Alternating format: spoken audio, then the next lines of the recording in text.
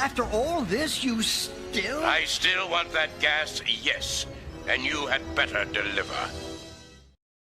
Hey, listeners, welcome back to a Labor Day weekend current affairs episode. This is not an emergency episode in response to Gorbachev's death. Although the time, actually, no, we're off on timing for that one, anyways. um, I just, I hope that all of my listeners have the motivation and grind set to do whatever it takes to get Pizza Hut, even if it means collapsing your country's economy.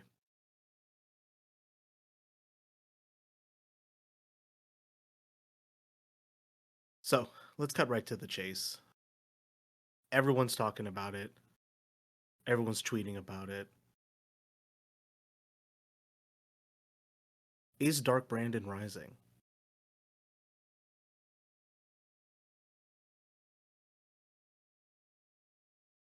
It was my cue to jump in. I didn't get an introduction. Oh my fucking god. This is what I get for day drinking. Oh my fucking god.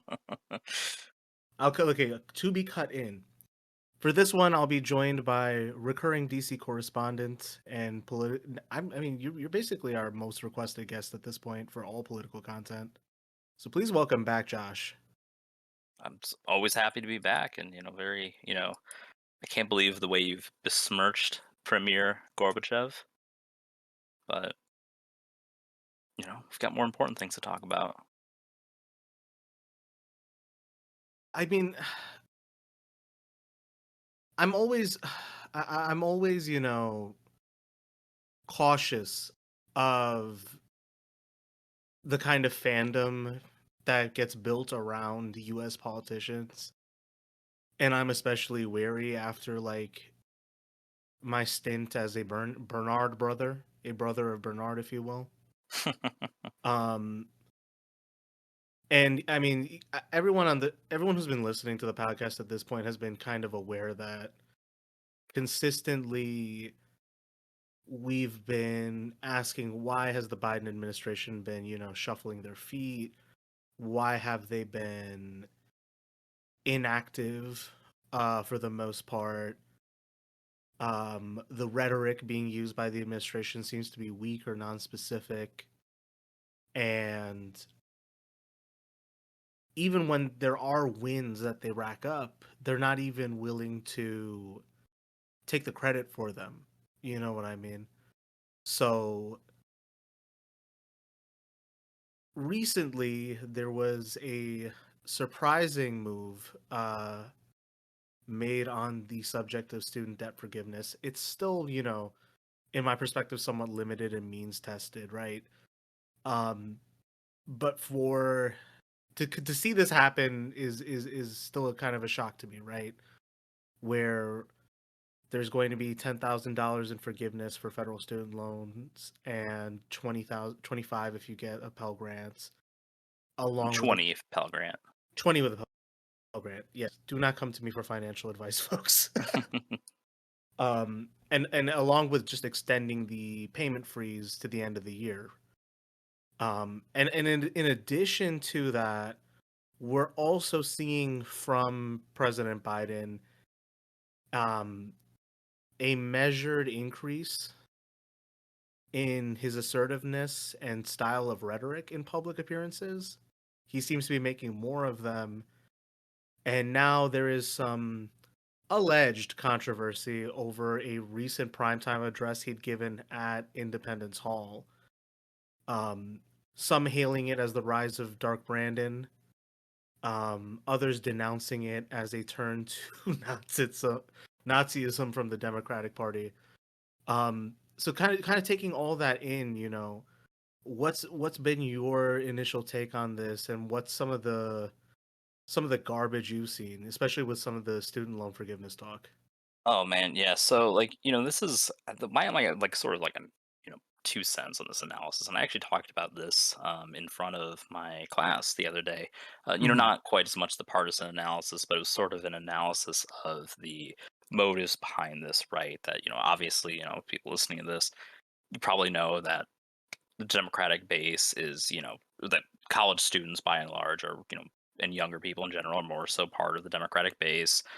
This seems to be a reward for the base, especially given that this was something sort of run on by the Biden campaign, but I would kind of make the case that most of the substantive policy issues from the campaign were kind of muddled down by COVID as that became more and more the dominating talk of the news cycle pre-election.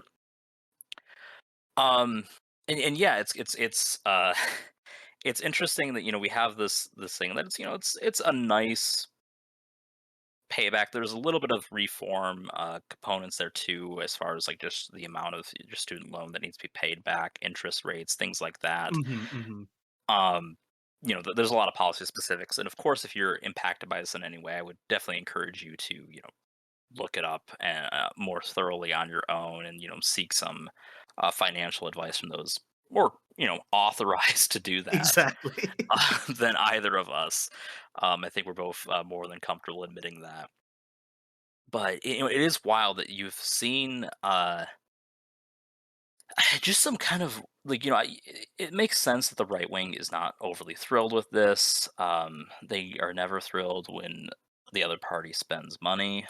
They're totally fine spending money when they're in charge, but they I've seen a lot of just the usual like jaw jacking about handouts, things like that. There was one that I had shared that you got a kick out of from someone I've known pretty much since preschool.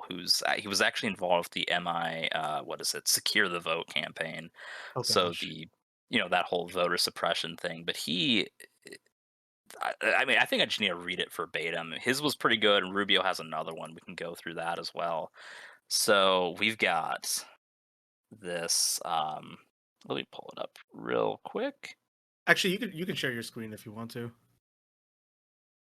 Well, I have to find it first. Yeah, yeah, yeah, yeah, yeah. I'll um, edit it out. yeah, there it is. So he had sent out, if you follow me on Twitter, you would see how upset I am about this quote unquote loan forgiveness. Not only is this just transferring debt to other taxpayers, it is just another handout. Throughout the pandemic, I never stopped paying my student loans. I don't blame anyone that lost their job for delaying their payments, but having the government just reorganize the debt is not an answer at all. Even though it pretty much is an answer, right? It might not be the answer you like, but whatever. It is Also, just bad financial move on his part, right? Like the payments were paused. There's no interest. They're frozen. Like yeah, I mean there's you can get your money back. Actually, he can get his money yeah. back if he's offended. You know what I mean?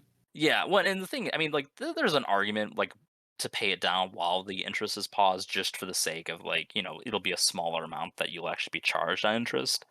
But Hmm. again, that's between you and your financial advisor. Then it is just another handout where people will become reliant on things, which is weird because, I mean, how long have we been talking about will Biden do this, will he won't? Like, there Right. was no guarantee that this would happen. So how you quote unquote rely upon something that there's no guarantee of? I have no idea.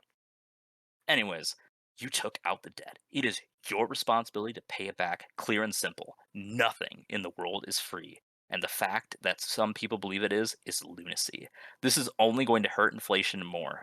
It won't. Long story short, and is just a way for Biden to buy votes and approval. It's a joke, and only screws my generation. The continual handouts to my generation terrify me, for when we are the CEOs and top of the ladder. I have no faith that my generation We? understands how the economy works, and it's all the liberals' fault. Just that last little accent on there. What a judge. Sorry, sorry. I mean, okay, so I mean, as funny as that is, it is the normal amount of right wing cope we're seeing on it. Nothing too novel. I think there is a little bit of when we become the CEOs. What do you mean we? It's just like the generation will eventually assume power, and then like what is he concerned about that? Like, oh, like as CEOs we might not ruthlessly seek to roll over other businesses and whatnot. Like, what's the problem? There's a couple things there that like this is what that kind of ideology will do to someone is you're just foaming at the mouth over a reality that you've constructed that doesn't address the past 60 years or so, right? Um and the first thing being is, taxpayers will have to foot the bill. I've seen this come up a couple times, and I have been curious, right, about, you know, what is to like what is there going to be a net harm to the average taxpayer by this kind of move, right? And like fiscal policy is something I do not understand at all, but just from like looking at this year alone, right?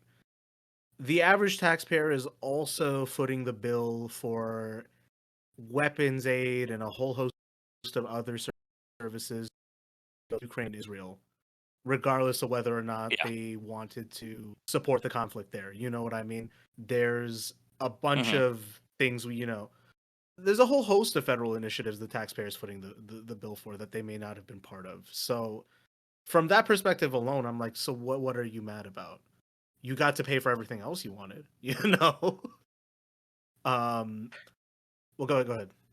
Well, and in general too, I was gonna say that, like, obviously pandemic, we had the PPP loans and stuff like that, which was a much larger amount that ended up a lot of which was just forgiven, sometimes Exactly. borderline fraudulently, or outright fraudulently. And then you also have, even just like on the student loan issue. I mean, I haven't done the math, and I mean, I'm sure someone has, but if I had to guess, the student loan freeze and like just the lack of like interest payments probably cost the government more money than this. Right. Right. And I mean, the first thing that comes to my mind is, damn it, why didn't I apply for a PPP loan? You could take them out for podcasts. I mean, Right. Joe Why didn't I Rogan start got an one. LLC? The Mueller She Wrote lady also got one. Mm, I should have just started an LLC. God dang it. God dang it, folks. Well, more things you should take to your financial advisor that we're not qualified to help you with. Um, right. but on that point too, right? Like I need to find a better source for this argument. And I want to do a little more reading on the subject. Um, when I posit this the next time. But what's stuck out to me, right, is that when you look at boomers with their relative cost of attendance being lower than folks in this generation, and you look at like what were the systemic causes that enable that difference in costs? Yes, inflation being one. Yes, neoliberalization being another one. Like, and what do I mean by the latter point, right? Basically that public education at the higher education level was subsidized by various federal and state Hmm. funds. And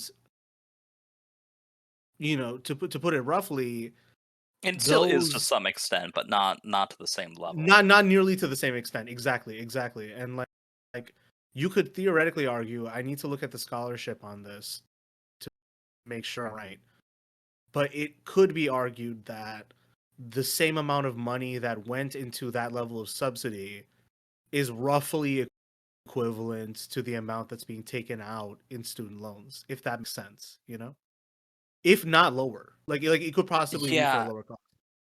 I mean, and I use this as like a brief like highlight in my class was that if you look at the trend of inflation and compare that to like student loans or education and whatnot. Let's see if I can get a decent look at that again. But it's the point is college tuition and education in general has greatly outpaced the rate of like virtually every other type of inflation, right? So like if you look at this from like 19, particular graph I got was from 1978. Um, but the average hourly wage has like barely kept up to pace with consumer prices. It's just a little Mhm. under, but Housing prices have obviously gone up, but then compared to that, to education books and supplies, which has gone that's spiked up, and then to college tuition and fees have also really spiked up. I'm not really sure what caused the textbook phenomenon in particular. Um, I have a few suspicions, but I don't really, I can't really confirm one way or the other. But in general, the cost of education has skyrocketed, especially compared to everything else. And this is being paired with it being, kind of having a greater demand than ever before too. So it's just this really just compounded financial problem. Exactly, and like I don't necessarily know if like this is the best avenue to bring this point into, but I'm just gonna wing it here. There's also just like the social reality of how we view higher education at this point, right? It's Hmm. seen as, and I don't know if this is the case for you, but definitely like when I was graduating from high school, and I feel like a lot of people can relate to this, is that especially if you come from like a middle class background, college is seen less of like the thing you actively want to do after you're done with high school and more so as the next thing you are supposed to do, if that makes sense, Yeah, right? I think that's right. And and I think it's gotten even worse to the point where there is a lot of elitism about the institutions that you go to, right? Yeah. Going to community college to shave off a little bit of cost is not a bad idea necessarily, but you kind of have like this social pressure to not do that. Uh, Certain universities are, obviously, more prestigious than others, and you're kind of pressured in that same capacity. And I think it's something that's also kind of really influenced that problem over time as well. Yeah, the idea of higher ed, I mean, it's quite literally once like you internalize it as that this is my next step forward. But then, society tells you one thing when you're young, which is this is what you do to make money. And then you graduate and here come the right wingers saying, "Well, it was your idea. It was your Hmm. idea to go." You know what I mean? And like I guess I don't know, like I would wish that people had more options and more like close orientation when they're younger about what decisions they can make with their when they're older, but For sure. we're not going to have that in our society not anytime soon. I hope we do. Um but Yeah, the hope on that's kind of given up, isn't it? I mean that's the thing is like how do you temper the amount of hope you have? It's a very hard question indeed. And that's the whole thing behind the student loan forgiveness thing, right? Is I think a lot of people on the Bernie camp in 2020, right? Um, really wanted the student loan forgiveness to happen, especially the younger cohort that makes up that camp, right? Hmm. Because I'll admit it, I was like college educated. I felt kind of pushed into it. I can definitely relate to people who feel like, they didn't get what they needed out of the degree, which was a life where they could afford to pay their bills. I get that. And then the issue of student loan debt, that is a shackle, especially if your your monthly payment is something you can't afford to make or prevents you from being able to do other things. And I'll just be honest, um, the first monthly payment I had to make for my student loans before I decided to negotiate them down was I'd say about like 380. Mm. And just out, like $380 a month as a monthly debt payment. I mean that for like the median worker, I'd say that prevents you from being able to make rent if you got to make that in time. You know what I mean? Yeah. So I don't know. Like I was definitely disheartened by Biden's initial lack of sympathy with that cohort. I can also see why people find that cohort annoying because frankly, I'm annoying. I'm part of that cohort. I get it. That's a good enough reason, fine. But to have that happen when I was expecting jack shit is a pleasant surprise. Yeah, and I think that, maybe that's, part of the benefit of this. I mean, the timing, as I said, it very clearly seems like the midterms were a consideration with the timing, right? And of course, the student loan pause, like the repayment pause, doesn't take back into effect until December, so after the election. Exactly. All these things definitely very much feel like they were designed. And again, I hate the term bribe voters. Like that's really stupid. I mean, we elect people to do things. Like it's not bribery. um and I think like dismissing it as bribery just makes it it suggests that you don't think that elected officials should do anything for their voters, which I mean maybe that is compatible with the right wing side of views, but like I mean clearly it's not, because they get packing all these tax incentives to largely kind of help incentivize, if not outright control, certain actions and behaviors from various actors, right? I mean, there's a reason we have these like homeowners tax credits and other Hmm. tax credits for marriage, children, things like that. They're all done to sort of encourage a certain a model family or unit type thing and whatnot. And my guess is that the over in general, probably the people who are impacted by student loan forgiveness versus homeowners, it's probably a pretty small Venn diagram, right? Like, Hmm. Hmm. so this is something that like it's benefiting a group that traditionally hasn't necessarily benefited from a lot of government's maybe not outright welfare, but those types of programs. I mean, you hit the nail on the head right there, right? Is that in the way our system is structured, the people who have the power to make changes are elected officials. Hmm. Um, and like what we have now basically is like, yeah, if you're a homeowner, you might enjoy a degree of wealth based on the amount of equity you can build in your home. That's kind of the economic deal that's subsisted for I'd say the past 60 years or so. And Yeah.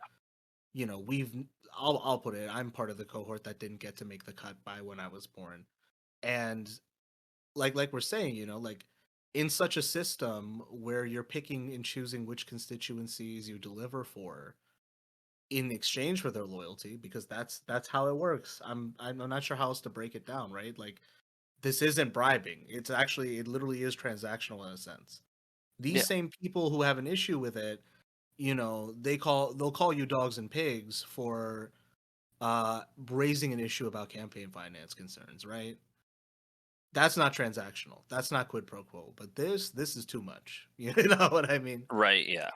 It's like they are kind of implicitly saying who they think gets to make those transactions in politics.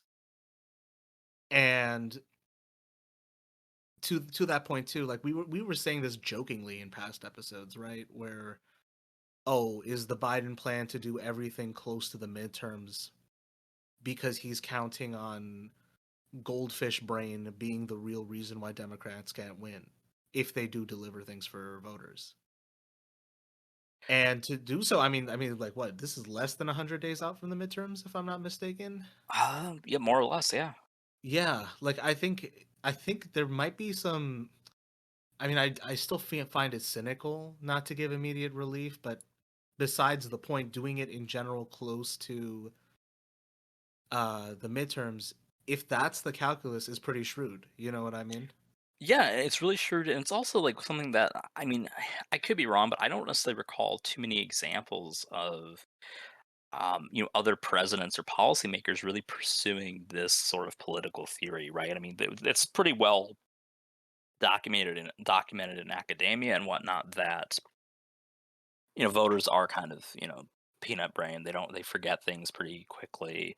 Um, they don't ask if January 6th wasn't being investigated, if the committee wasn't releasing findings now, odds are it probably wouldn't be necessarily in a lot of the forefront of a lot of voters' minds, for example. And of course, like this stuff is like, okay, well, you're really going to remember that, right? Especially if you live in a state with, absentee voting that you already have the ballot, now, right? I mean, there's some places that do have, so you'll already have the option to vote like very soon, if not like right now. And, if you're like thinking about that, like, wow, like, this makes my life considerably easier. Mhm. Mhm.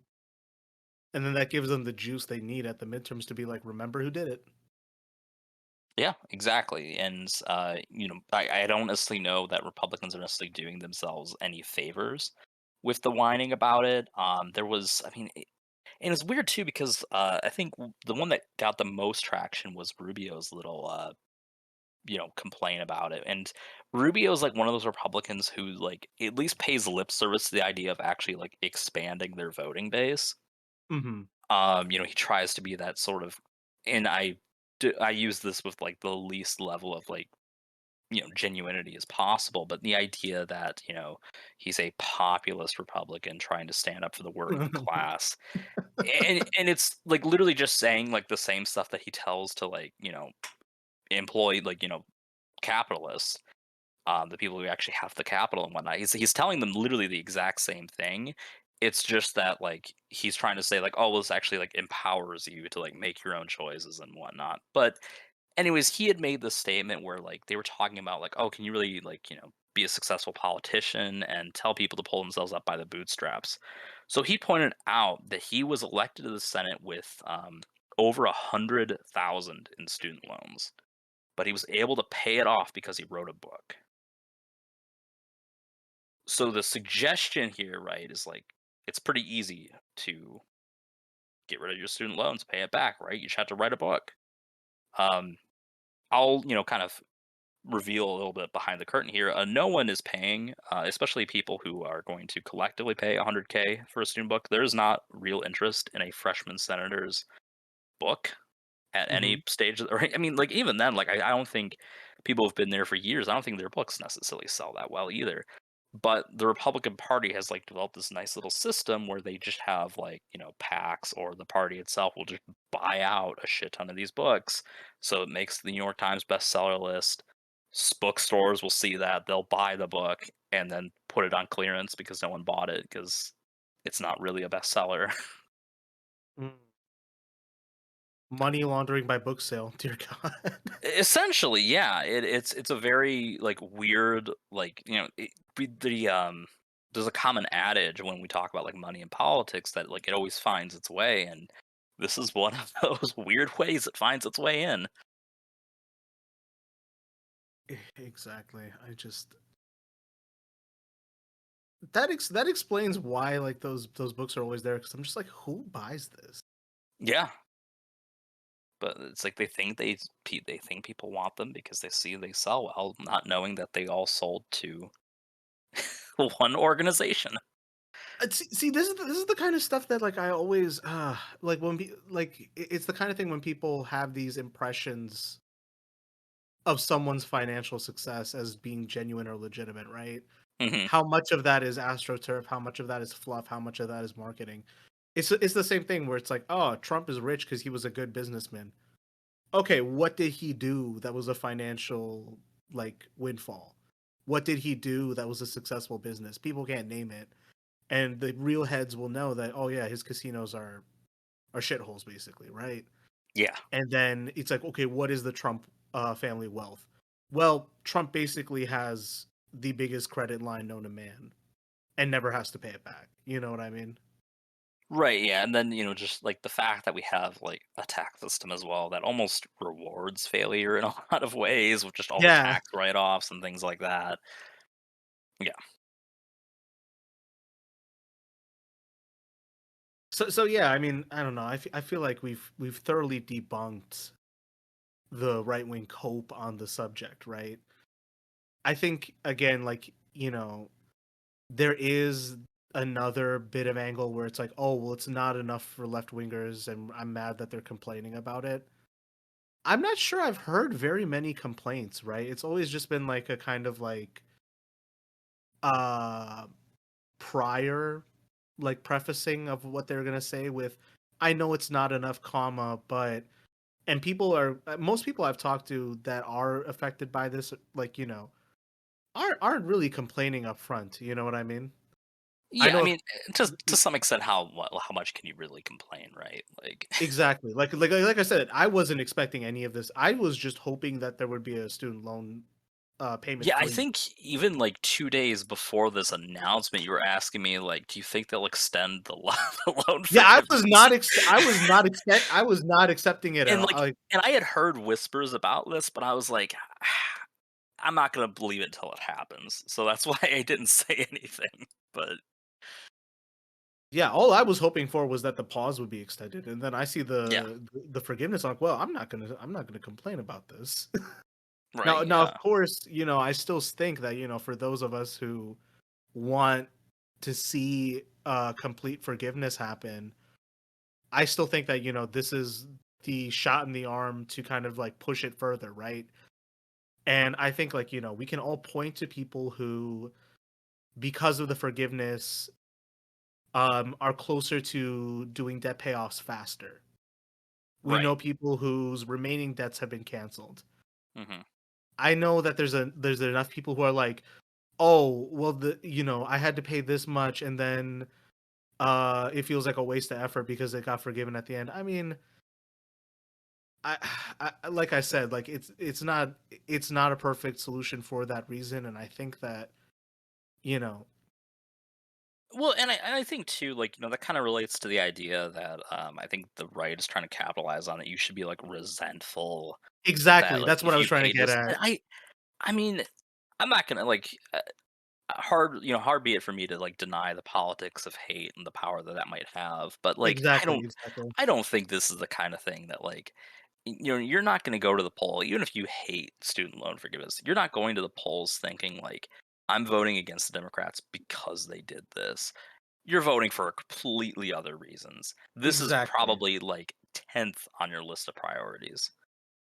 Yeah, it is cope 100%, and like I said, like I have yet to see someone who is like thoroughly unimpressed by it, because everyone I know um that is going to be impacted by this change has been benefited for the positive. Hmm. But like I said, I think the push should still be towards forgiving it all, and I think that, Or at people should least be more sufficient means of like allowing giving more leeway and things like that, and kind of helping oh yeah, facilitate people being able to pay the stuff back. 100%, 100%. Like I think the momentum should go towards like, yeah, making it easier to pay back and paying back less. And I Yeah. think that, this is like, I think people should be able to like take this as an example they can cite and say like, see, forgiveness works. Forgiving at least 10,000 did this much for people. You could even Hmm. point to in the future studies like it had this effect on the economy. It had this effect on people's like, home expenses and shit, right? Yeah. So I think it's a net positive. And it is also like a welcome change from Biden's past rhetoric on the subject, right? Where I think he made a point of basically being like, fuck younger people. I don't get why they're sad about it.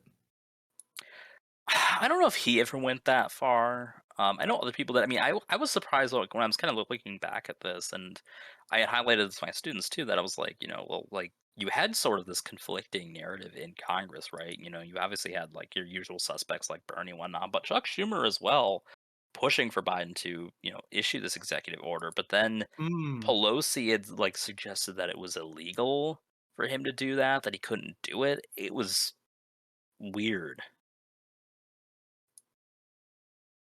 I don't know. My pet theory about why Pelosi would say that is I mean, just there's multiple things. I mean, it could be that she legitimately believed that. It could be that she was just trying to temper expectations. There is a wide range of motives that could be at play in to varying degrees of, screw her, or, oh hey, smart politics or whatever. yeah. I mean, I'm personally just thinking like with the amount of money she's been able to make. Oh yeah, I mean there's there's some You nefarious motives Yeah. that could be at play too. Oh yeah. Oh yeah. But again, we have yet to find out, is how I'll put it. Yes. Um in addition to that, let's also talk about Biden's newer, more aggressive rhetoric. I'm not necessarily certain that he's full on in the vein of cussing Beto O'Rourke. I don't think he's there yet. I don't think he's gonna. I don't think he's ready to drop an F-bomb and then get like 50,000 retweets on Twitter for it. But while I still think he's stuck in the same model of rhetoric he's always used, and we'll get to like the speech at Independence Hall in a sec here. Like I still find him like really invoking the usual civic religion talking points. He is more forcefully like creating an oppositional relationship between uh the mainstream and what he's basically calling Trump and MAGA. And wasn't there like that one speech he was giving? I forget where it was. It was a rally for him somewhere. And he was talking about how these are the people that are going to cut your social security. You really want them to do that?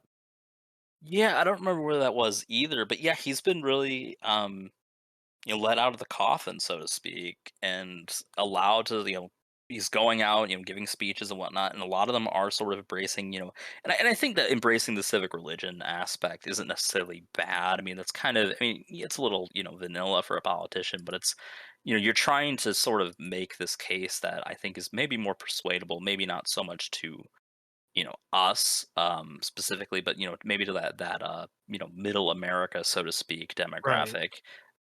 As much as I kind of hate that terminology, like whatever, It's a trying to bad appeal to that. it's a bad term, but it is you know what's considered mainstream.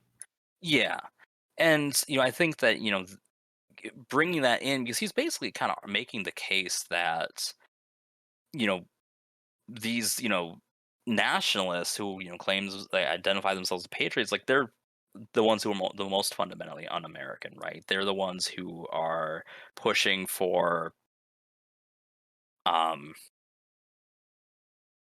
all this different essentially the dismantlement of our entire democratic system, right? And that's no secret to anyone. And they try to overthrow an election through various means and whatnot. And pursuing anything, and even stuff that was like supposedly, kind of like in that pseudo legal framework.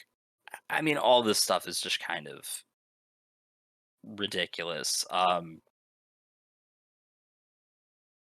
don't know, but I think that he's trying to make that bridge of like he's saying the stuff that I think sort of energizes the base a bit more by like acknowledging that like yeah, these people that you were so convinced you could work with are assholes at in best case scenario, and are something far worse probably in reality, and trying to bring that get everyone else on board of recognizing that, and that has received considerable pushback from the people who do not want to be called fascist, even though they have. Yeah, we'll get into that. Yeah, I mean, we basically shoehorned our way into talking about that speech, right? And let's talk about the optics a bit because that's what people seem to be taking the most opposition to. And I'm not gonna lie, like whichever White House intern has been seeing the dark branded memes, really, you know what?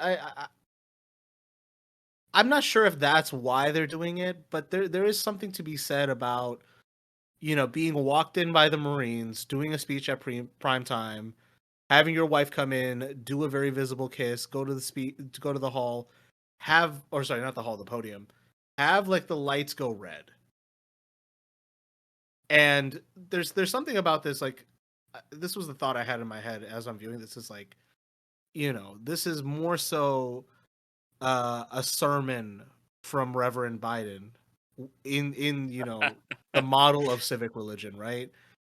And I would think that a good pastor or priest has a flair for the theatric, and he's speaking about a societal ill in this sermon, right? Hmm.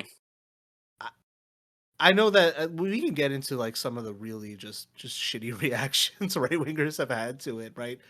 But I don't necessarily think that he's breaking the mold here, but he is addressing them as an oppositional entity for once, rather than someone to coexist with, if that makes sense.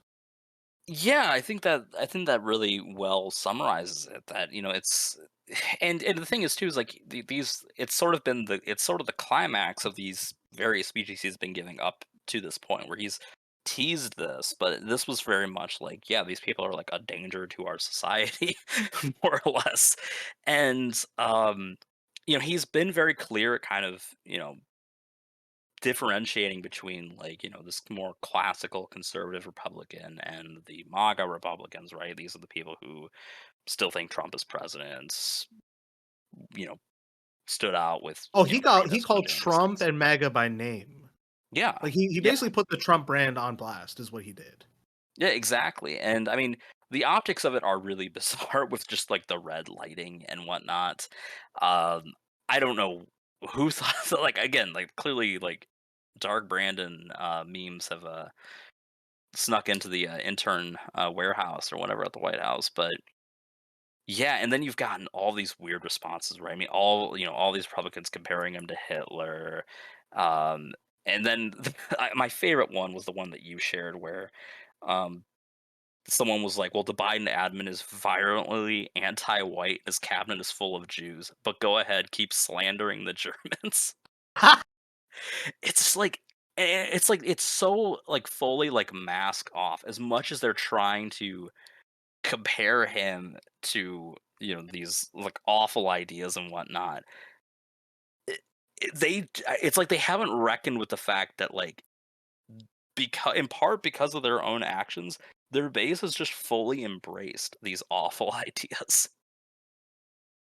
Yeah, and, like, it also just makes me wonder, like, in that same vein, right? Like,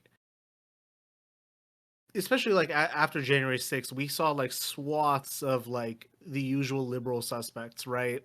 Talking about the warning signs of fascism, and, right-wingers in the same culture war vein saying, "No, that's not true." Yeah. And just, like, really repudiating it kinda shittily, right?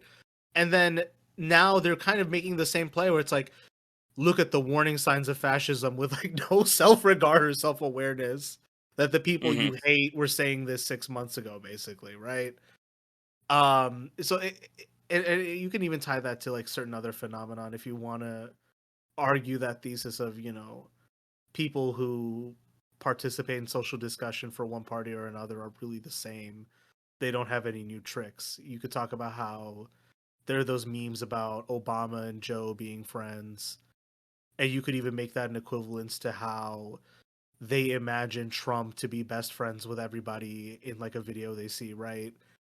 Or I don't know what's another equivalent example, but you see where I'm going with this, right? It's just Yeah. like there is a discussion about fascism without actually assessing where it's actually coming in this moment in America, right? And to your point too, it's like the really virulent strain of white supremacy and I guess I don't know crypto Nazism if that's the good term for it that a lot of people seem to be getting into lately, right? They are so uh confused about how to use fascist as a smear for Biden while also trying to defend, the monsters that they look up to. Exactly. And that's really what it is because it's like we've resorted to aesthetic fetishization as basically political critique, right? It's the same thing where it's like how are you supposed to know that the what are they called? The Empire Remnant in the new Star Wars movies. Why are they bad guys? Because they do a big Nazi crowd. That's how you're supposed to know they're Yeah. bad. Yeah. The first Exactly. order. The first order, exactly. It's like I think we're all doing the same shit where it's like, okay, it looks like a Nazi scene, so I'm gonna call it a Nazi thing without actually understanding this is what they believe, this is what they're gonna do. So these guys are the Nazis, whereas this could just be, I don't know, boilerplate authoritarianism or just what I really consider it as just marketing. Yeah. I mean, that really is kind of what it is, and it's just it's interesting the contrast between the sort of the rhetoric on each side as far as like policy preferences and whatnot, which I mean haven't been secret for a long time. And as I said, you're getting this weird, as said that one tweet really reflects that the weird contrast between where you are rhetorically and where you are visually. Because yeah, Trump has never come out with the red lights and whatnot, but he did cut a very similar speech about Democrats before, calling us fascists with the Marines there, and no one said a word at the Mhm. time, in part because, the left largely just dismissed it as ridiculous and didn't feel the need to directly respond to it, whereas the right does recognize that as more of a threat and like an exposition of their actual views. I think really what it also is too is that I think what Biden did in that speech, to his credit, is leverage the same style of civic religion that right wingers espouse, Yeah, and he did it well. That's what they don't like. yeah. I mean, I think that's kind of, in general, like a lot of things that, I mean, how many times did, and it's like always that weird bit too, where a lot of your critiques of these, various elected officials, Biden, most of the establishment, right, is that they are more right wing and whatnot. But of course, it's not like right wing enough for them, right? It's just always this, endless, cascade of us kind of always being on the sort of losing side. Except, now it seems at least rhetorically, uh, we may not be so much. Yeah, and I mean, I don't know. Now that we're thinking about this, like I have a more coherent way of trying to maybe express some of this, right? In addition to the usual word salad people love me for, I guess. Is like substantially what did Biden actually dole out with that speech? There might have been some discussion on policy and plans moving forward. I only really just watched the first part of it, right? Um so much of particularly speeches at this point seems to be centered around aesthetics and vibes. Yeah, You I think that's a pretty fair summation of it. Yeah, and it's like, Trump was definitely a master of playing the spectacle. It was weird, but he definitely knew how to make a spectacle of himself and MAGA and the crowds there, right? Yeah. And then Biden is also leaning into the spectacle now. And with this speech, right, is like you have this this vibe being created. There's no real sense being communicated to us of what's going to happen, how is he going to do it, how long is he going to do this for, right? But it's to give you that emotional sense, that kind of like how do I put this, like the reptile brain sense that he's going to do something for you, right? And I'm just trying to think, like, is that the genius and horror of Dark Brandon? Is it just the reality once again that you know all you need to do is make a spectacle that will get people to feel like you're doing something such that you don't have to actually act. That's really my fear with this. Cuz like there's been a lot of, I would say sincere engagement with the idea of Dark Brandon. There's been a lot of renewed interest in Biden, and there's been even like, I wouldn't necessarily say this cuz I'm also going off of vibes here, but there is a renewed discussion around, you know what, maybe Biden isn't as bad as we thought he was. I'm willing to be a little softer with my critiques. I'm a little more willing to consider voting for the Democrats in the midterms this year, right? Sure, yeah. Like is the spectacular act enough to erase the criticism? That's really the question here. Yeah, I mean, and I think that really just depends on I guess, again, it depends on vibes, right? If those vibes, work for you, they work for you, right? I mean, that's fine, and I mean, I wouldn't necessarily say that, I mean, to some extent too, it's a concession on some level that, he's pretty limited in what he can actually substantively accomplish, right? With just the nature of the beast with midterms coming up, like that's probably partly why we really haven't gotten this theory tested before. Of like, Hmm. let's spur up activity closer to the midterms, is because legislatively, you're kind of gridlocked because you have a lot of, even beyond just the usual, moderate suspects who kind of hold everything up. You also have issues of, just kind of the less vocal ones, right? Who are like, well, I don't know if this would really vibe with my constituency or whatever, or I don't want to be, I don't want to be given the impression that I'm responsible for increased spending or whatever in a time of inflation, which I think that argument has sort of, I mean, obviously the inflation is a problem, but it's slowed down enough now that gas prices are slowly crawling back to normal. That I think a lot of the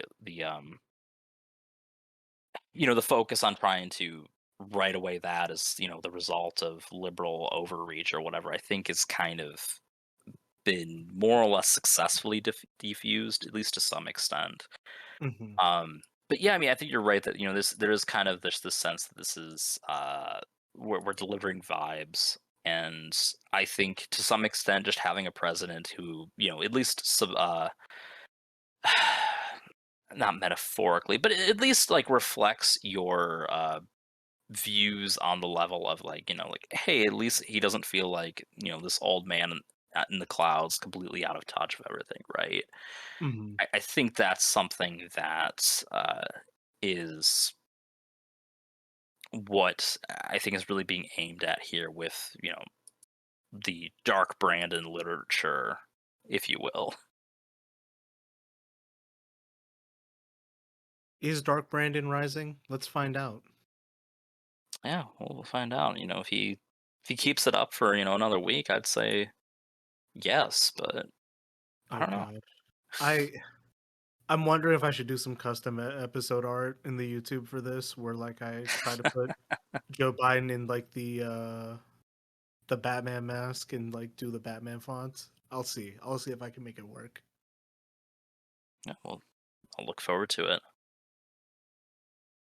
I guess I don't know. I wrote this question in the outline, and I'm not sure if I'm gonna put this one. The last one I had on this point was can we say that conservatives are on the back pedal right now? Is it safe to make that declaration right now? Ooh, I mean, I never think it's safe to say anything politically sometimes, but Especially these days, it's very hard to make yeah, predictions. to some extent, I think that they are. Though. I mean, like that's like maybe one thing that's like kind of shocking is we're seeing them on a defensive note that I can't really recall the last time we've seen them like this, right? Even a little bit with like the Trump era, where some of his most outrageous claims and actions, but not really to this level, right? Where like they're having to like not only defend Trump but themselves, even with him out of office, right? And I think that that's also just such an unusual circumstance of the moment, too, right? Is that usually with political losers, you usually torch them, you usually abandon them, Right. but that's not the case here, and I think it's because they know that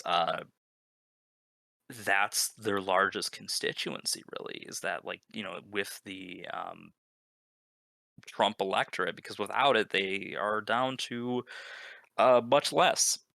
And I think that's really what we're seeing here is just like this struggle from them to respond to that. How can they like, they've tried to sort of paint Biden as this Trump-esque figure in retaliation, but I mean, how successful can you do that?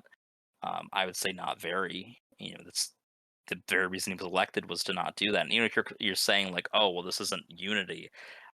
I mean, they've been tooting that horn for 3 years that nothing is unity unless they get exactly what they want. I don't think that's persuasive.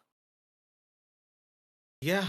I think that's fair. And as you were saying this, like I was just, in my head I'm trying to think like what's caused this delay in momentum on their part?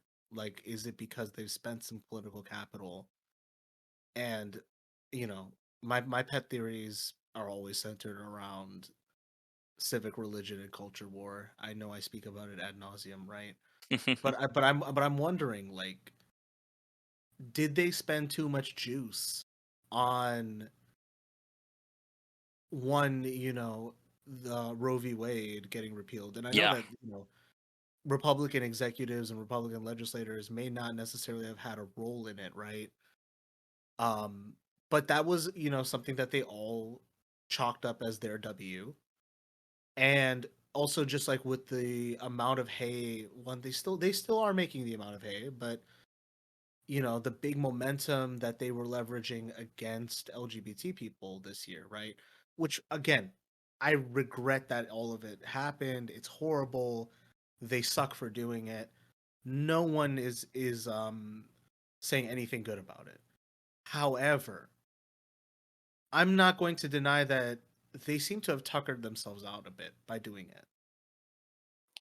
Yeah, I think that that's true too, and maybe that's just kind of that, like, in general, the societal momentum is like, yeah, they're trying to take us back to, um, a much older place, but really, like, like this argument was more of a debate, if you will, in like the early 2000s, right, where there Yeah. was, you not necessarily clear partisan divides on these issues. There was certainly a number of Democrats who were just like, it's not, I'm not going to talk about this because either they personally don't agree with it or they think it's too contentious to like even want to touch.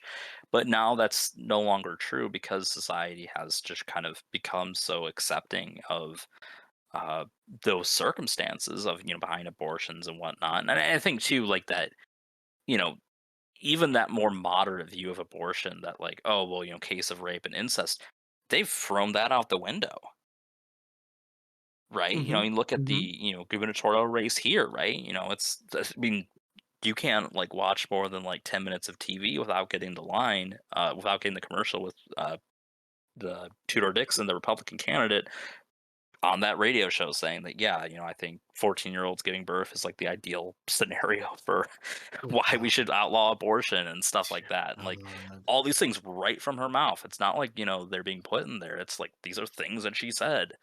And there was, I think, another Michigan race. It's the congressional race for Slotkin's seat, I think. The Republican candidate took down everything about abortion on his website after the primary. Dang. Yeah, I mean, I don't know, because with the way that the culture war operates, it gets more and more totalizing as it's moving forward. And I think what you can probably credit Trump with, not, and I'm not saying credit in a positive way, but just like Yeah. if you can say anything about it, is that,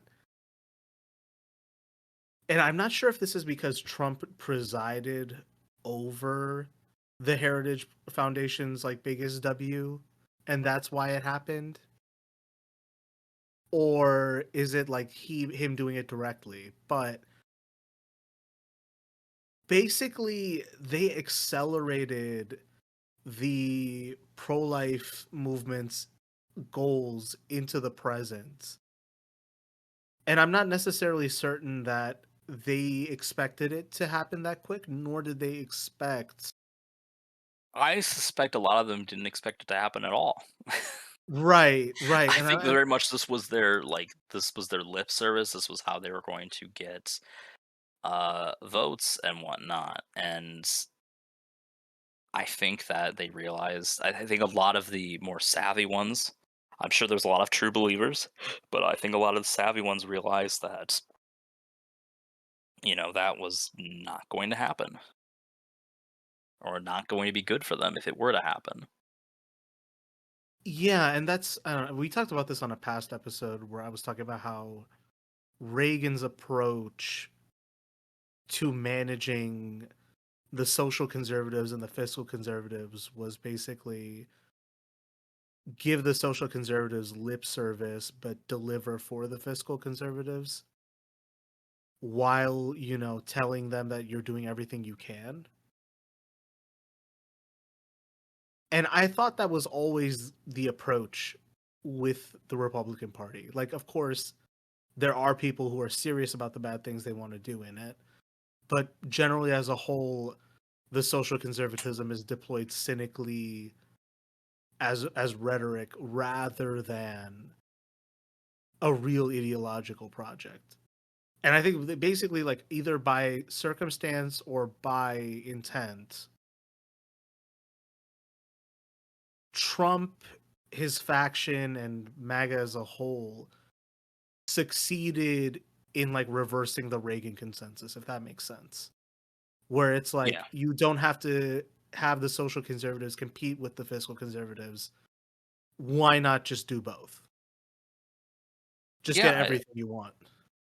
and I think too, to some extent, I think this slightly younger generation of Republicans have come in. Your Marjorie Taylor Greens and Lauren Boebers and whatnot. Like, I at least like see them as a little bit more genuine, and I don't mean that in a positive way in any way, but like Yeah. I think that they are more so true believers in like both sides of it. I think that you do see.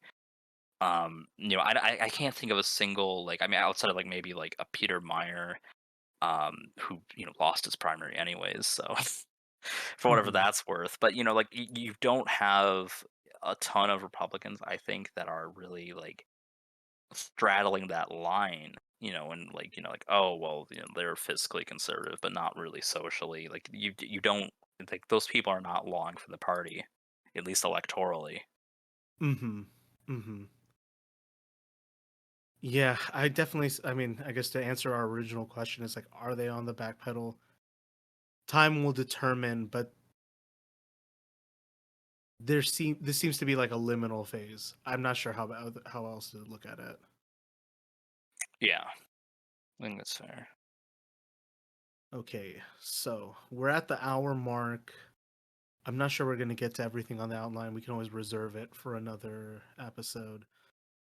I guess I did want to catch up with this. I wasn't able to really keep up with the story at the time. I was down with COVID. Um, but speaking of Trump, right? I'm curious, right? Because we can get into some of the details about what's going on, but I was not expecting the level of severity, if that makes sense. Like I always knew he was up to something, but Yeah. I wasn't expecting it to be taken this seriously. I wasn't expecting him to be hurt by it this much. Not in an emotional sense, but like the risk he's facing for it. And I didn't expect it to like cause the MAGA contingent to seethe as much as they are, but also, like we've been saying, like it is pushing them into that liminal phase, which is, I mean, I don't know, maybe it is a what happens to dear leaders situation, right? Yeah, and so obviously, Trump, the Mar-a-Lago was raided by the FBI, because he had kept a number of classified documents, and like this is kind of an evolving story. We've gotten a lot more about it over time. Right. Um, this was again, was sort of this right wing clutching their pearls moment, because how could this happen to a former president? This is unprecedented, but really it's unprecedented in everything he did while in office, but in particular, like keeping these classified documents. Apparently they have recently found that there's a number of folders labeled classified that are empty, meaning that the Mm-hmm. documents were, they did something else with them. um, I'm not the mystery here that a lot of people have been, like, kinda wondering is, like, how did he end up with these in the first place? My guess is during that, that transition period, which was a really bad transition. Remember, he did Mm-hmm. not want to leave.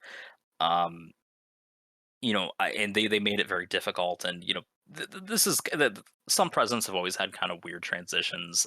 More comically, you had, when Bill Clinton, um his time had expired and George W. Bush took over, the Clinton staffers removed all the W keys from the keyboards. So, like, they do like little things like that, but usually, and there was like a couple like executive orders that were like, oh well, like Bush will totally kill this, but he's gonna look like a huge asshole in the process. Like, there's that, and then there's apparently stashing away documents, and moving it to your country club. And like, we know there's been a lot of people from various countries there, particularly Saudi Arabia and whatnot, um And that probably seems to some be the Russian angle. dignitaries. Yes. Yeah, that seems to be the angle is like, did he show these to the Saudis? And I think I'm hoping I'm not conflating too much here, but I think one of the triggers for the FBI probe was that the Trump admin may have, through Michael Flynn, I think, shared nuclear information with the Saudis in response Yeah. to the Khashoggi assassination. I haven't found anything conclusive, mainly because I was just Google searching, Mm. but it's a plausible theory, especially given his recent remarks on like the Saudi royal family, right? And he was at like a golf tournament there or something and had like not. Yeah, yeah, yeah. So it is just one of those things that just like makes you like raise an eyebrow, you know what I mean? But it is just, I don't know. There's a comical aspect of like, oh, did Trump really steal the nuclear football and like he's letting people take pictures of it at Mar-a-Lago? And then there is like another thing of like, so you took these classified documents out of the White House and God knows who has seen these. And if it is the Saudis, that's very suspicious. You know what I mean? Yeah, for sure. And I mean, obviously, there's concerns that it could be Russians as well. And like for, I had seen some talk about like what these documents could have entailed and whatnot. I think the general consensus seems to be that they could have had, like obviously, like the codes aren't really going to mean anything because those are changed regularly enough, you would imagine. And he obviously wouldn't Yeah. have the nuclear football, so to speak. But what this might have is like the nuclear strategy, right? Like, Right. if there's a missile fire at the United States, what is the, response, right? And what is the what's the deployment pattern? Where do we target? Things of that nature. Hmm. Um, and maybe there's some stuff as well. There's other probably military related classified documents. Yeah, I mean this is rather serious stuff that like it's really I mean it's kind of shocking like cuz this seems like the most I don't know, it's like when you look at like the general corruption of this administration you'd never think it would go down to like oh yeah like they were like sharing nuclear secrets with international dignitaries. Yeah, and I mean, there's always that like dissonance with Trump, right? Because Hmm. on the one hand, he is this bumbling, short-sighted, self-important con man that just is hilarious to hear him speak, to hear what he thinks important, to hear, his kind of brazen stupidity at times, right? It's funny. There's nothing short of it there. But then there's the actual question of like to what end is he willing to, get his benefits in the short term from being president? And there were I would say there was some talk in 2019, right, about what is the connection between the Trump White House, particularly Jared Kushner, and the Yeah. Saudis, right? It Well, and of didn't course, go anywhere, I obviously feel like. he's after leaving the White House, I mean, Kushner got a deal with them where he makes like billions from them basically. Like, I mean, it's very clear that there is connections there that would for all the people clutching their pearls about Hunter Biden that would make that look like practic any potential wrongdoing there would look like just shoplifting in comparison. Jesus. Yeah, I mean, I don't necessarily think that when you're comparing uh wealthy and powerful families that one is necessarily better than the other, right? Sure. But it is that kind of thing where it's like, oh yeah, no, yeah, Hunter Biden corruption, I buy that, but it's like, look who's making the allegation. You know what I mean? Yeah. Yeah, I think that's fair. And yeah, like in response to that too, right? Is like the FBI raid on Trump specifically, like it got a lot of weird like anti police sentiment from right wingers all of a sudden. Yeah. Whereas it's like I'm not going to say it was 100% anti-police sentiment the way we understand it, but more of just like now that it happened to their dear leader, all of a sudden they're incredibly critical of the investigative Hmm. and prosecutorial arms of the federal government all of a sudden, Yeah, that's which what I'm I thinking thought was is that. funny. I thought it Yeah. was very funny to see Marjorie Taylor Greene like call for the abolition of the FBI. Yes. I had to like really check my phone under the sun, make sure it wasn't a fake a fake Right. a fake Yeah. image or something, right? Um, and some of it is cope, right? But then like I guess it does make me wonder, like, is that why we're seeing this liminal space for the American right now, where I'm not necessarily certain that all of them go to Trump as their leader. They don't act without his consent. I don't necessarily believe that. Hmm. I do think it's more of, holy shit, are we next? Sure. If Yeah. that makes sense, yeah.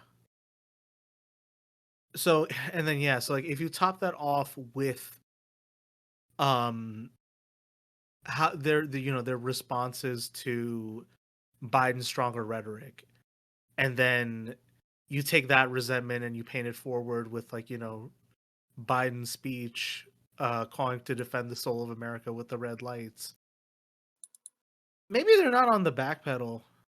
I wouldn't even I don't know. I've always been the kind of person to say that right wingers are shameless people. They're unafraid. They have no scruples. So trying to get them afraid may not necessarily be the best strategy. Yeah. But I think they're starting to sweat a little. Maybe they are. Some of them are afraid.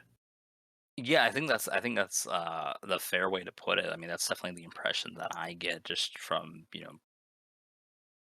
what I'm able to fit in observation wise. There's obviously, the online content machine knows no rest. It definitely doesn't. And I mean what's the classic line from Metal Gear, right? Where it's like the amount of information is going to be more disorienting than the actual propaganda. I know I'm heavily paraphrasing that line there, but I think that is the thing, right? Where it's just like there's so much information coming out about it. The only thing we're left with, and I heard this criticism on Twitter before, right? About like people who have vibes based politics. I definitely Yeah. see that, it's limited, it's not rigorous in its approach, it's not all the good things, but I see it less of like people are bad, therefore they think this way, and more so this is the strategy people use to cope with that just bombardment of information. Yeah, You're I think just trying that's to, fair. yeah, you're trying to thread it all into a vibe and act based on the vibe, I guess. So I guess I was right to say Joe Vibe in 2020. We literally are in an era of vibes based politics at this point. Yeah. And can aesthetics really, because I know that aesthetics don't really deliver anything, but is aesthetics moving forward the only thing that's going to win elections? Yeah, and I think that's like kind of going to be the interesting question. I mean, there's always been a long debate that is what has always kind of driven it in the first place, anyways. Um, which I mean isn't not really the funnest concession, right? But I mean, there was always that oh, the winning candidate's the one that the voters would feel most comfortable having a beer with, or things like that. I mean, that's Mhm. purely aesthetics, right? Like there's nothing more to that than just an aesthetical comparison.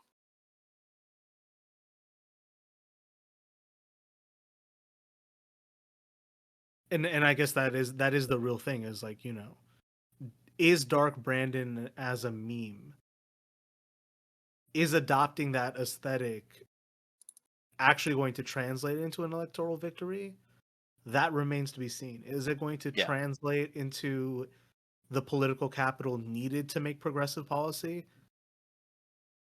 That remains to be seen. for sure. Um, but has Dark Brandon risen? I would say so. Will he Blessed be stay his name. risen? Will he stay risen? That's the real question. Okay, so I think we've definitely recorded for about an hour and a half here. Uh, we've got a big episode of Slop coming up, so there will be a massive Slop episode coming up. Don't worry about it. So I guess I don't know, to wrap this one up. Um, do you got any closing thoughts for the listener here? I think that you had a really good point, right? That we're moving into this. You know, is vibe-based politics like an ideal model of politics? Probably far from it, right? But it might Hmm. be exactly what we need to actually, get more effective change in how we want it, right? It's as a means to an end. It might not be so bad. Will it actually be said means to an end? We'll find out, right? We have an election coming up. We'll see where we end up after that.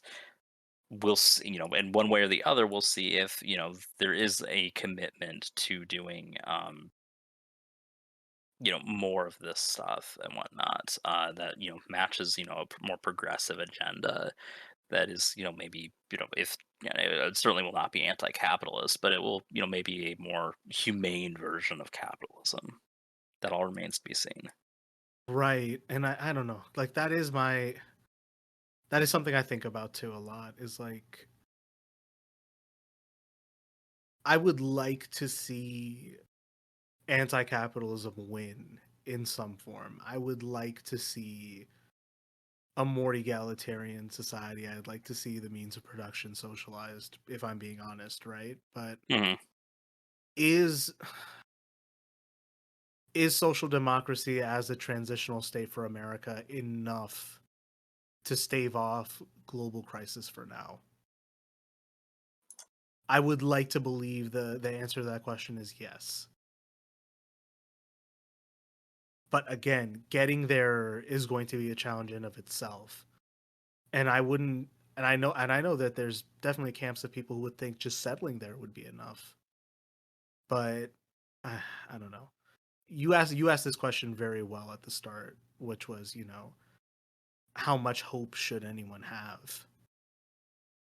And I don't know. My answer these days seems to be as much as it takes for you to get through the day.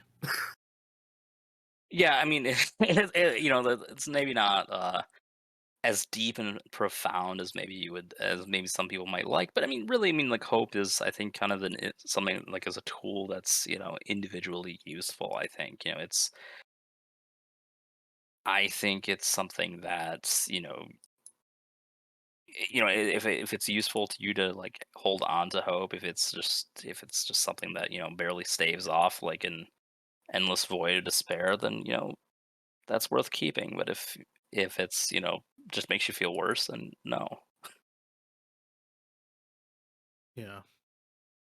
I again, like I think all of us have to still hold on to that idea that a better world is possible.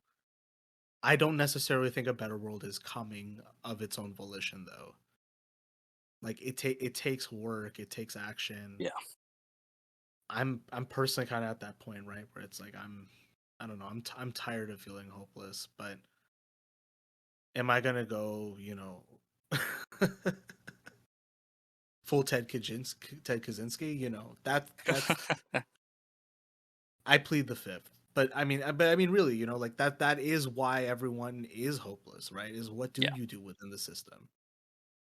What can you even say that won't get you in trouble? What can you do?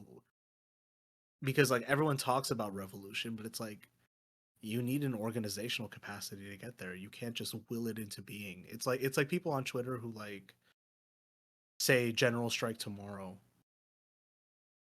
What if I didn't Yeah. read the tweet, man? What if what about people not on Twitter? How are they gonna not find out? If you're not on How do Twitter, you you can't be in the revolution, man.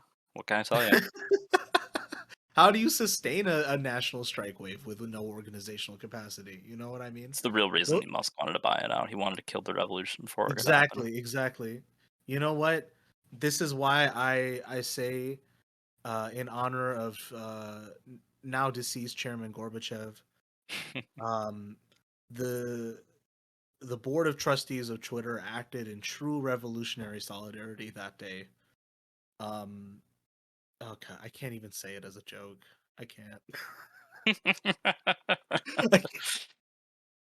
Those are my closing thoughts, right? Is just I'm taking a wait and see approach with everything. But while we wait and see, the question of what do I do in the meantime is on everyone's lips.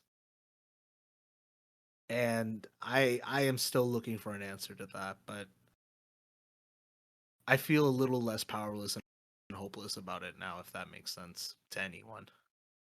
Yeah. All right. Um,